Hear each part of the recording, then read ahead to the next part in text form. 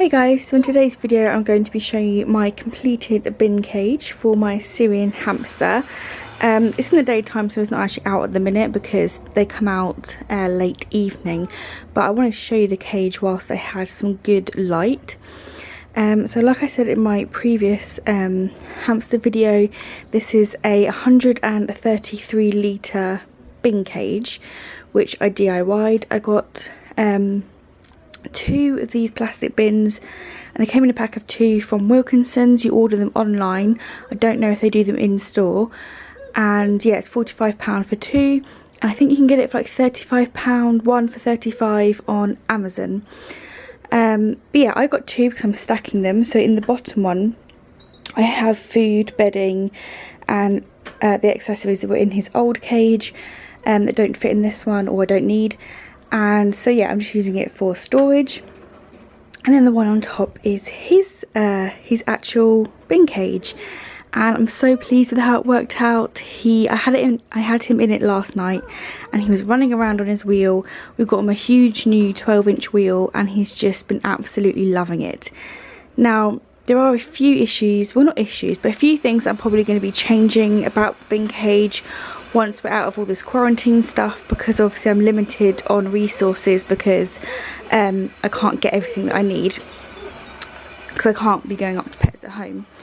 So this is the lid. I basically cut out the entire plastic top and I just left the plastic rim, and then this is Gorilla Tape, so I Gorilla Taped the mesh to the rim of the lid so that I can take it on and off. So it has I can just get in there and clean it and it's really accessible. So let me try and take the lid off here. It was really difficult because I don't have a saw or anything to cut the plastic off, so I had to do it with a sharp kitchen knife, and it took me like 3 days to complete that, and it was really frustrating. So I definitely recommend getting a power tool if you can to do that job, but in the end it worked out really well, so I'm happy. So I will have to say it's very messy in here because, like I said, I put him in here last night and it looked all nice and clean, and you know, I'd set up everything so it was really cute. Woke up this morning and he's kind of trashed it. You know, I mean, it's his house, he can do what he wants with it, and I'm really happy. He was just so happy to be in something bigger with more places to explore that yeah, he just trashed it because he was having fun and making it his own. So of course, in my last video I showed you I have this huge 12-inch wheel which he loved. He fit perfectly on it. I have footage of him running on it which will either be posted before or after this video. I then the bedding is really nice. The bedding is just shredded paper. It's from Wilkinson's.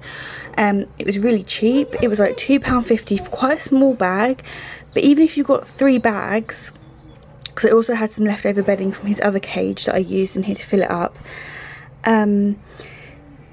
Yeah, I think 3 bags would fill it up, so that'd be like, it'd still work out cheaper than Carefresh, because Carefresh is quite expensive. I know that seems to be what people on YouTube, like other hamster owners, are using for their hamsters, but I find it really expensive. And this Wilkinson's paper bedding is exactly the same. It's super soft, so I'm definitely going to be purchasing that again. So yeah, I have a couple of inches. I would like another inch of bedding in here, and I actually got some bedding that came this morning, so I'll probably add that in tonight. But I don't want to disturb him. I don't want to be fiddling around with stuff while he's asleep. So yeah, we have his wheel, the bedding. I have chew toys and stuff were just from his previous cage. This was actually a hanging toy that I took apart, so it's little loofah chews. These little balls, he's had these since we first got him, and he's never really used them. He's chewed a bit on that one, but it's not a huge chewer. He seems to like these loofah things more, and he has chewed up his carrot toy. So again, I'll either have to order him some more online when we're allowed, or when we're allowed out and about, I'll go up Pets at Home and get him different varieties. So that'll be changing throughout the next few months. Then he has his food bowl here. Again, this is just plastic one that came with his old cage, and he's eaten pretty much all the food out of it. It was full and he's scattered loads around. It's just the Harry the Hamster mix, so I'll have to tidy it up tonight and give him some more. His water is what I struggled with the most. He's a really bad drinker. He doesn't drink that much. When we first got him, I tried to get him to drink out of a bowl, but he won't, so I couldn't have a bowl in here. I did try last night when I was getting frustrated with this bottle, but he just tipped it over and he wouldn't drink out of it, so I was like, oh, okay. Had to think of something else. So originally, I know a lot of people use industrial strength Velcro. Didn't have any of that. I was going to use those no nails, like things that you put up frames with that you can Velcro on and off. But that didn't work out because it's really hard to, they're really stiff to try and push together, and the bottle wouldn't hang on it properly, so that didn't work. So I was kind of running out of ideas. I was getting really frustrated because obviously he needs water. And then I came up with this idea. Now this is, I have a few of these around the house, and they're just things that you put in your bathroom to put soap in. I was actually using this one in my kitchen to put my kitchen sponge in, but obviously, you know, this is a much better use for it. They have really strong suction cups, so it's suction cupped to the side, and then I just have his water bottle sitting through the bars, and then it's hooked around with the original hook that you would hook onto a wire cage. Yes, Hunter? I know, I'm filming. It's going to get noisy now because my little 2-year-old's come. Don't bang. So then, yeah, last but not least, I'll make this quick because he wants attention. In the corner here, I just have some of his old bedding, which he also really likes. It's like shredded paper, and he likes to burrow in it. And I'll show you in a minute what I mean. Here, because they're supposed to have a couple of hides, and originally I did have a little purple house in here, but that was in his old enclosure, but he just uses it to pee in, and he's getting too big for it. So I'm using this instead. It's actually an Ellie's Kitchen box, and it's what you get fruit smoothies in. So my son likes to have these fruit smoothies, and these are the boxes, and they already come with this cut out hole, which is the perfect size for hamsters to fit through. And he was really excited about it last night. He was going in and out and in and out, bless him. And I've just put some bedding in there. It didn't have the top on. You could, I think next time I have a couple more that I need to go through in the cupboard, I might keep the flaps on the top on, so that it's like a little cover for him, so it's just like a proper little hide rather than it being open. But he did go in there. He did really enjoy it. So yeah, I think it's a really good cheap idea.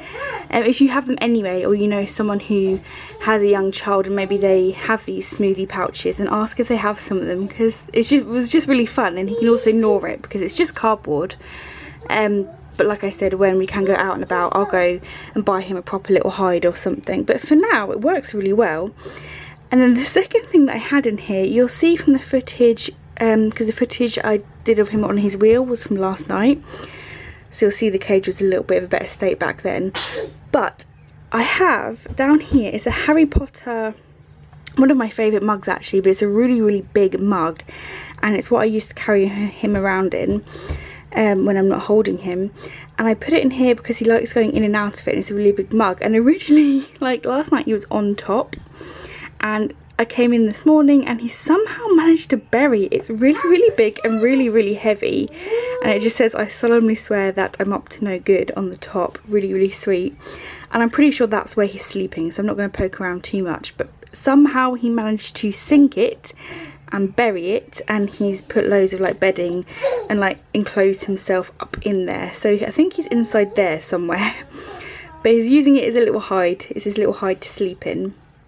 Because this is the corner, it's quite funny, this is the corner where he would sleep in his old cage, and he's kind of gone to the same corner. I tried to keep things roughly the same as where they were in his old cage, so that he wouldn't get too distressed. And obviously this is all his old bedding that I put in here, so that it would still have his scent, so that when I moved him from his old cage to this one, he wouldn't get stressed out. So yeah, also like I kept his wheel, it was in the same place as his old cage. It's obviously just in the same place, like I said, just a whole lot bigger. And it's quite cool because, as you can see from down the side, he has made like a little tunnel here, because he loves to burrow in tunnels. So he's got a tunnel here, and he's made a little tunnel here at the back, and then there's one round the other side. And you can see there's the base of the Harry Potter mug. There it is, the Harry Potter mug.